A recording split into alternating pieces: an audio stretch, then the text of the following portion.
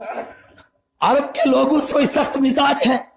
حضرت رسول اکرم صلی اللہ علیہ وسلم کے اخلاق، آپ کا کردار، اگر پتھر دیکھتے ہیں تو ٹکڑے ہو جاتے ہیں، اور آپ کے معجزات وہ سب کچھ دیکھ رہے ہیں، مگر کیسے پتھر دل لوگ ہیں، اس کے باوجود کہتے ہیں نمشو واسبروا علی آلہتکم ان ھذا لشیء یراد، نہیں چھوڑیں گے. ایسا لگتا ہے کہ یہ کوئی سکیم بن گئی ہے ہمیں ہمارے خداؤں سے ہٹانے کی، چپک جو اپنے خداؤں کے ساتھ نہیں چھوڑیں گے. اتنے سخت لوگ تھے، پھر ان کو کس چیز نے کھینچا، کس چیز نے کھینچا؟ مجھے صرف دو باتیں سمجھ میں آئیں، وہ آپ کو کہنا چاہتا ہوں، شاید کہ اتر جائے تیرے دل میں میری بات، اور شاید میری اور آپ کی ملاقات نہ ہو اور یہ میرے لیے صدقہ جاریہ بن جائے. ایک اخلاق اور کردار. کیا اخلاق ہے؟ کائنات کا کوئی کتنا بڑا بزرگ بن جائے، سب کہتے ہیں کہ اس سے سب متاثر ہوں گے، مگر اس کی بیوی نہیں متاثر ہوگی. وہ میرے اور آپ کے آقا حضرت رحمت عالم صلی اللہ علیہ وسلم ہیں، جن کی زوجہ مطہرہ خدیجۃ الکبریٰ نے کہا آپ کے اخلاق اور آپ کا کردار یہ بتا رہا ہے کہ یہ ہو ہی نہیں سکتا ہے کہ پروردگار آپ کو مصیبت میں مبتلا کر دے. ان کے الفاظ ہیں کہ پروردگار آپ کو رسوا کرے، یہ ہو ہی نہیں سکتا. انک تقری الضیف، آپ مہمان نوازی کرتے ہیں، آپ گرتو کو اٹھاتے ہیں، آپ ننگوں کو کپڑا پہناتے ہیں، آپ بھوکوں کو کھانا کھلاتے ہیں، آپ بیواؤں اور غریبوں اور یتیموں اور مسکینوں کے ملجا ہیں، تو پھر اللہ آپ کو رسوا کر دے گا تو بچے گا کون؟ ایک تو یہ اخلاق اور کردار، آج اس کی ضرورت ہے. آج اور لوگ یہ کام کر رہے ہیں، ہم سے یہ کام چھوٹ رہے ہیں. اور دوسرا جو سب سے زیادہ کھینچنے والا، اتنے سخت لوگ تھے، پھر ان کو کون سی چیز کھینچ کر لاتی تھی؟ اور آپ سب پڑھے لکھے آدمی ہیں، 3 سال ایسے گزرے ہیں جن کے اندر اعلان نہیں تھا. اعلانیہ طور پر گلیوں میں، کوچوں میں، چوراہوں میں اور میدانوں میں، اسٹیجوں پر اسلام کا اعلان نہیں کیا جا رہا تھا. کہا جا رہا تھا چپکے چپکے چپکے چپکے دعوت دو. پھر وہ کون سی چیز لوگوں کو کھینچ رہی تھی؟ ابن ہشام نے لسٹ پیش کی کہ 40 لوگ تو کم سے کم جڑ گئے تھے. وہ صرف قرآن کی طاقت تھی. اللہ اکبر.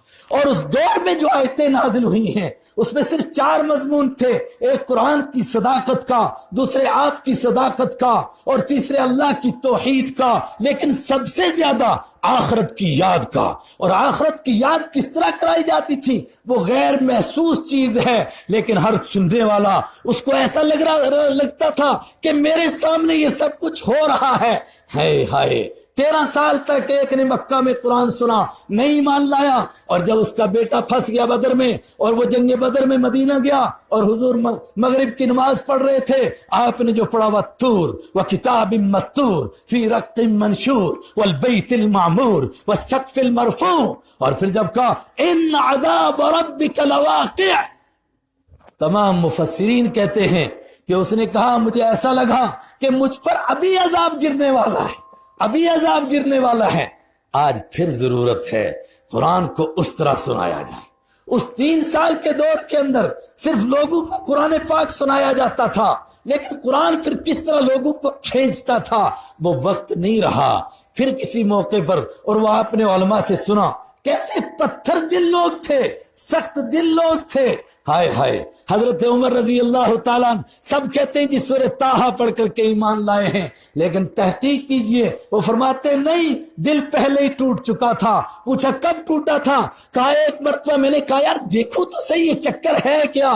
میں خانہ کعبہ کے پردے اور اس کے دیوار کے بیچ میں چھپ گیا، اور مجھے معلوم تھا کہ تہجد کے ٹائم اللہ کے حبیب آئیں گے اور قرآن پڑھیں گے. جب آپ نے پڑھنا شروع کیا، الحاقہ ملحاقہ وما ادراک ملحاقہ کذبت ثمود عاد بالقاریہ. عمر کہتے ہیں مجھے ایسا لگا مجھے زمین سے اٹھا دیا گیا ہے. ہاں، میں زمین اور آسمان کے بیچ میں لٹکا ہوا ہوں اور قرآن مجھے جھنجھوڑ رہا ہے.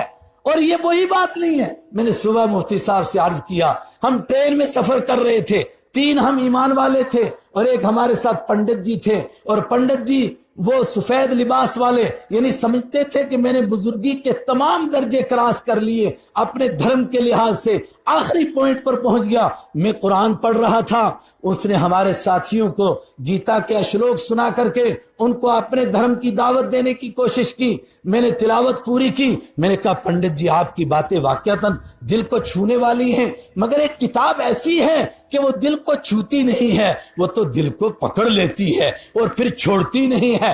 پھر میں نے تھوڑا سا عرب کے لوگوں کا تعارف کرایا اور میں نے کہا کہ یہ وہ قرآن تھا جو عرب کے لوگوں کو جھنجھوڑتا تھا۔ میں نے سورہ واقعہ سنائی، میں نے سورہ قاریہ سنائی، میں نے الحاقہ سنائی، اور پھر میں نے جو قیامت کا منظر کہا، اذا الشمس کورت واذا النجوم انکدرت واذا الجبال سیرت، یہ قرآن آخرت کا منظر پیش کرتا ہے۔ میں نے کہا یہ وہ قرآن تھا جو لوگوں کو جھنجھوڑتا تھا اور لوگ اس کو ماننے کے لیے مجبور ہوتے تھے۔ رب کعبہ کی قسم، اس کی پیشانی پر پسینہ آ گیا اور وہ کہنے لگا مولوی صاحب یہ تو ہم کو جھنجھوڑے جا رہا ہے، یہ تو ہم کو جھنجھوڑے جا رہا ہے، ان کو کتنا جھنجھوڑتا ہوگا۔ اور آخر میں اس نے کہا کہ مجھے ایک مرتبہ اس پر غور کر لینے دیجئے گا، ورنہ میں جب غور کروں گا انشاءاللہ ضرور کلمہ پڑھوں گا۔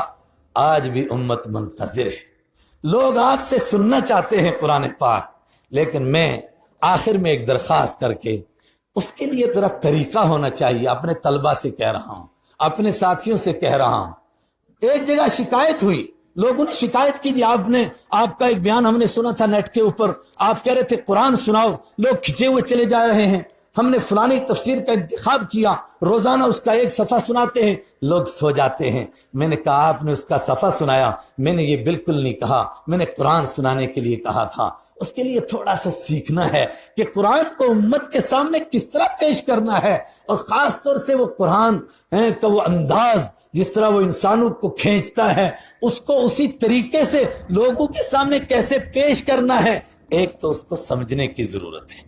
اور وہ میرا موضوع نہیں ہے، وہ مفتی صاحب بیان فرمائیں گے، وہ اس کو اسی طرح پیش کرنا ہے جس طرح حضرت رسول اکرم صلی اللہ علیہ وسلم نے پیش کیا۔ کیوں؟ اس لیے کہ یہ بھی حدیث ہے کہ قیامت کے فتنوں میں سے یہ بھی ایک فتنہ ہوگا کہ ایرے غیرے نتھو خیرے سب کھڑے ہو جائیں گے تفسیر کرنے کے لیے۔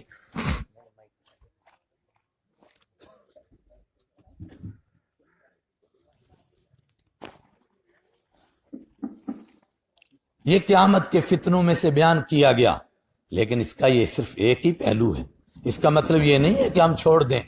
آج جو آپ آخری حدیث پڑھو گے، امام بخاری نے کیا کہا؟ وَنَضَعُ الْمَوَازِينَ الْقِسْطَ لِيَوْمِ الْقِيَامَةِ، قیامت کے دن انصاف کی ترازو لگے گی اور تمہاری باتیں بھی تولی جائیں گی۔ اور فوراً سوال پیدا ہوا کہ یہی معنی اس کے کیوں ہیں؟ کا کلمتانی، دو کلمے ہیں، حدیث میں آ رہا ہے ثقیلتان فی المیزان، یہ میزان میں بھاری ہیں۔ اس کا مطلب یہ ہے کہ حدیث تفسیر کر رہی ہے کہ کلمات کو تولا جائے گا، اور اگر وہاں حدیث میں نہ ملے تفسیر تو پھر صحابہ سے تلاش کرو، اور صحابہ سے نہ ملے تو اسی حدیث کی تفسیر میں امام بخاری نے کہا قال المجاہد، مجاہد نے کہا وَنَضَعُ الْمَوَازِينَ الْقِسْطَ، قسط کا کیا مطلب ہے؟ کہ قسط کا مطلب یہاں پر ہے انصاف کی ترازو، ورنہ قاسط تو ظالم کو کہتے ہیں۔ اس کا مطلب ہے کہ اس کو حدیث سے سمجھنا ہے، اس کو صحابہ سے سمجھنا ہے، اس کو تابعین سے سمجھنا ہے، اور اس کو امت کے سامنے اس طرح پیش کرنا ہے جس طرح ابو ہریرہ نے پیش کیا، جس طرح عبداللہ ابن مسعود نے پیش کیا، جس طرح رئیس المفسرین حضرت عبداللہ ابن عباس رضی اللہ عنہم نے پیش کیا۔ اللہ تعالیٰ میرا کہنا آپ کا سننا قبول فرمائے، اور جب باتیں تولی جائیں ان کو ہمارے میزان میں، ہمارے اعمال میں بھاری کرنے کے لیے ڈالے، نہ کہ ان پر ہم سے مواخذہ ہو۔ وآخر دعوانا الحمدللہ رب